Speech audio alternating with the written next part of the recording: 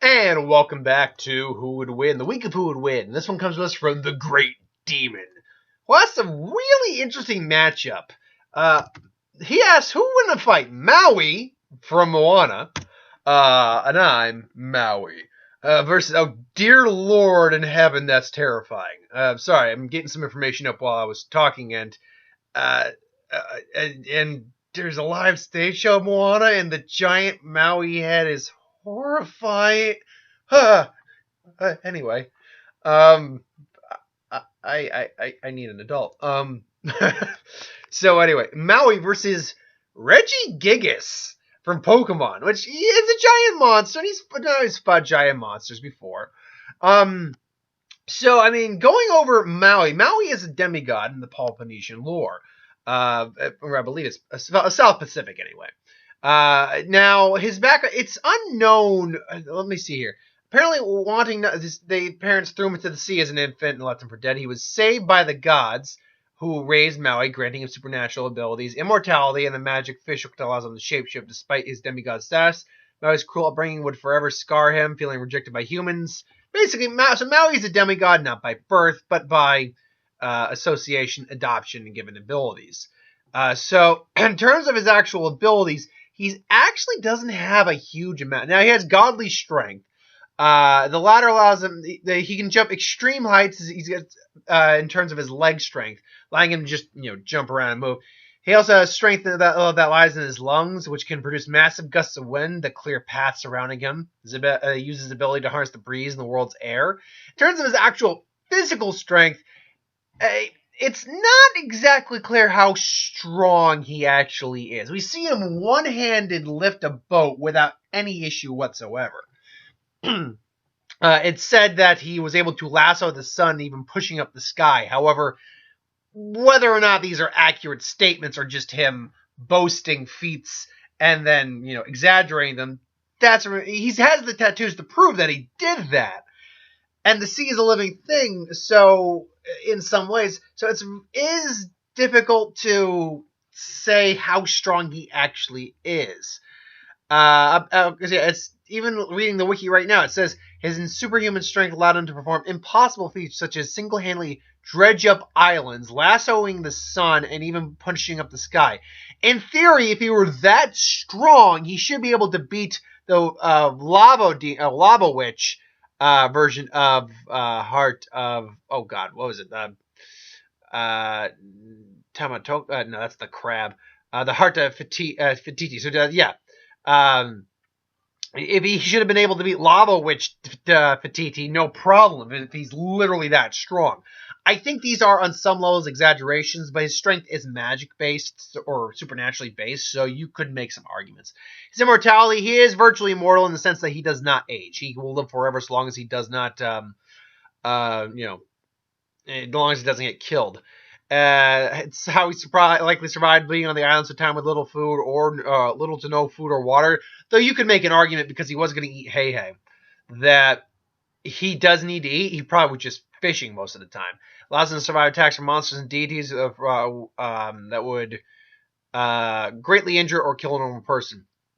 Fish hook fighting or proficiency, his most powerful abilities come from the mighty fish hook, which allows him to shapeshift into a wide array of animals, including insects, from insects to whales. Proves extremely useful asset as Maui quick changes from passive pint-sized animals to prevent his enemies from keeping up and laying out the attack. The fish hook glows blue, purple if broken when it is used, and strong enough to shatter stone, cause severe damage to deities because it was created by the gods. Because it was created by the gods, however, it can just as easily be destroyed by a deity. Fortunately, it takes more than one extreme blow to completely destroy the weapon. He tends to combine the strength of his muscles and his hook to perform acts such as pulling islands and lassoing the sun. Without his hook, Maui, however, cannot shapeshift. He must also swing a hook a certain way to transform it into the desired animal, as evidenced during his fight with Tamatoka, which was the giant crab. Although he would still have his strength, he is considerably less powerful when stripped of his magical weapon, therefore vulnerable to enemies. Shapeshifting, obviously the hook lets him shapeshift into whatever he wants, including, but not limited to, a hawk, iguana, beetle, fish, shark, reindeer, resembling Sven from Frozen, pig, starfish, rooster, resembling a larger version of Hei, and a whale. He has a sentient tattoo, which that doesn't mean anything, and he's a master sailor. We should note also from personality standpoint, he's very cocky and brash, but we know there is more underneath those layers. And even without his fishhook, when that was finally destroyed by the Lava Witch version of Fatiti, he still was willing to take her on, like, toe to toe, just like, no, you don't hurt Moana, come at me, bro. He basically was like, all right, come on, let's do this. He's like, I'll take you on right now, even though he knew he might die. So he's got a lot of courage to him as well. Once he got over the fact that without the whole fishhook, he's nothing, which is not true. He's something without his fishhook, obviously. Regigigas is pretty much the master of the Regi trio. Now, the Regis are basically man-made golem Pokemon, or in this case, Pokemon-made golem Pokemon. They're actually made from Regigigas, if I'm not mistaken. Regigigas, size-wise, are roughly 12 feet tall, 12 foot 2, technically. About 925.9 pounds. He is extremely powerful. He's a legendary for a reason. Biology, his pattern, Regigigas shows, well, it doesn't matter. The gemstones, one second, in his body. He has 6 spots that are apart from his eyes, which appear to be gemstones. These gemstones seem to represent each of the 3 Regis, with red gems representing Regirock, blue ice, silver Registeel. He has long arms, fairly human-based. Regigigas is a skilled craftsman. It has created golems out of inanimate objects and brought them to life. Regigigas is capable of controlling these legendary titans even if they are already belong to a trainer. He can also survive extreme conditions, is able to work within the boiling temperatures of magma, so that's very impressive, as well as frigid ice. When Regigigas is disturbed from its slumber, it goes on a rampage and shoots powerful beams of energy. When it's befriended, however, it's calm and gentle, as seen in Pillar of Friendship. It can also crush targets by using its signature move, Crush Grip, which I didn't even know that was a legitimate move it had. So Regigigas, now if we go by his actual Pokedex entries, there's an endurance that states this Pokemon towed continents with ropes. So you're looking at an individual who theoretically could move continents on its own. It's said to have made Pokemon that look like itself from special ice, rocks, and magma. It's believed to have shaped. Anyway, yeah, it's Pokemon that's said to It's said to have made Pokemon that look. Okay, it's set, and then X and Y. Let's see here. It said that you have made this Pokemon. Okay, you keep saying basically, yeah. So the biggest takeaway from the Pokedex entries. And I'm surprised there's no Sun and Moon entry here. Oh, there it is. Oh, no, yeah, they don't have a Sun and Moon entry. That's weird. Probably is the same as Omega Ruby and everything like that. Is that it's strong enough to tow continents. If we go by that standpoint, or that belief that it is, in fact, strong enough to tow continents, that does line up with a bit more of its physical capabilities, because from a physical standpoint, Regigigas, where is Regigigas's actual stats real quick here? Is that it? No, that's not it, is it? No, where is Regigigas's stats? Is this it? No, there it is, there it is. Regigigas's biggest stat is its attack. In Pokemon, your average stat total can vary, but the legendaries all come in at least 600 or over 600 when you factor all their stat totals together. That's why a pseudo-legendary Pokemon, a evolutionary line that you usually get later in the game, is pseudo because it's not quite the power of a legendary, but it's close. Regigigas is a legendary, and his best stat is 160 an attack. Actually, his lowest stat is actually 80 at special attack. Everything else is over 100. Even his speed is 100, which, before we get into his attacks, his biggest weakness, generally speaking, let's see here. Where are your abilities? Stats, base stats, Pokemon stats. Because all Pokemon have natural abilities ever since Gen 3. All have natural abilities that they're able to utilize. Probably one of the best things they actually did with the game. Unfortunately, I remember in Generation 4, and I can't find it in Bulbapedia. I'll try Cerebi. And unfortunately, in Generation 4, when we got the reveal of Regigigas, Regigigas' ability, unfortunately, is, I believe, called Slow Start. So let me get the Pokedex up here real quick. Sun and Moon and Let's Go Pokedex will do just fine, because it's overall ultimately the same thing.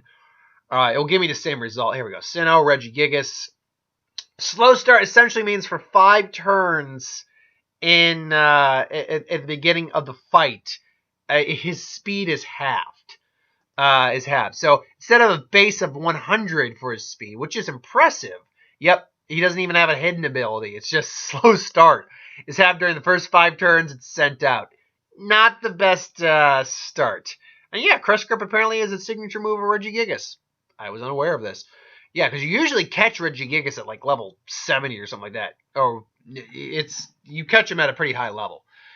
But Regigigas, now whenever I do Pokemon battles, I never go with any of the technical moves, any move that they can learn. I only go with the moves they naturally are able to learn. And hell, even before you get Regigigas, it can already learn any of the punch moves. So Ice Punch, Fire Punch, Thunder Punch, Dizzy Punch, Crush Grip, Heavy Slam, Confuse Ray, Foresight, Revenge, Wide Guard, Zen Headbutt, Payback, Crush. Regigigas has a lot on his plate. Unfortunately, when we break down this fight, let's assume Maui's doing his thing. He comes across Regigigas, the fight starts. Maui, now, any creature Maui turns into could hurt, won't really do much unless it's, say, the size of a whale and lands on Regigigas, but Regigigas has enough physical strength that a whale isn't that big a deal. So, Maui will try to, come in as a shark, just bites him, nearly breaks his teeth, like, oh, dear! And then Regigigas just does, sees it's a shark, thinks Sharpedo, goes for a Thunder Punch. Maui's able to avoid it. He's like, whoa there, buddy, alright, try this. And again, Thunder Punch punches the whale. Just, now he's like, oh, that's not good. Then he comes in and Hawk flies in, and then just has the hook glowing, smacks right into Regigigas, and that sends Gigas flying. And that's a crit move. Now that being said, Gigas would have enough power or durability to withstand a hit from Maui. I'm certain he would. But the ultimate issue in this is that even at 100, his speed is nothing that's ultimately very impressive comparatively. Maui can move at much greater speeds, has enough strength. If the legends are true, they lit the sky in a glass of the sun. Moving continents is nothing compared to that. So, and even if we take that out of the equation, Maui still has more than enough physical strength to duke it out with Regigigas toe-to-toe. Even if Regigigas is able to get his speed up to par what he needs to, and maybe get him a Crush Grip is Crush the target's force, the more HP the target has left, the greater the move will be. So you grab Maui, now he's just and then he suddenly just and Regigigas like, what? And then is it see a little fly out, and all of a sudden Maui just smacks him straight down with the hook, even gets the hook in him, and just throws him, and it's done. But the reason Regigigas would almost certainly lose is that Maui has gone toe-to-toe with much larger and, frankly, more powerful individuals than Maui. While he didn't defeat the Lava Witch form of Tafiti, he did go toe-to-toe, and, he held out pretty well, let's be honest. He was still more than willing to go toe-to-toe with her again after he, lost his hook. Probably wouldn't have done very well, but he was still willing to go toe-to-toe. So, the biggest issue Reggie's going to have in this fight is the fact he's going for 5 turns. So let's say there's throwing an attack back and forth. For that, he's going to be slowed down. Now he's going to be able to get most of the hits he needs to beat Regigigas in at that point. That's not to say Regigigas couldn't win, however. Just the versatility of Regigigas alone gives him enough of a chance that if any of his actual attacks were able to hit, it would hurt Maui quite a bit.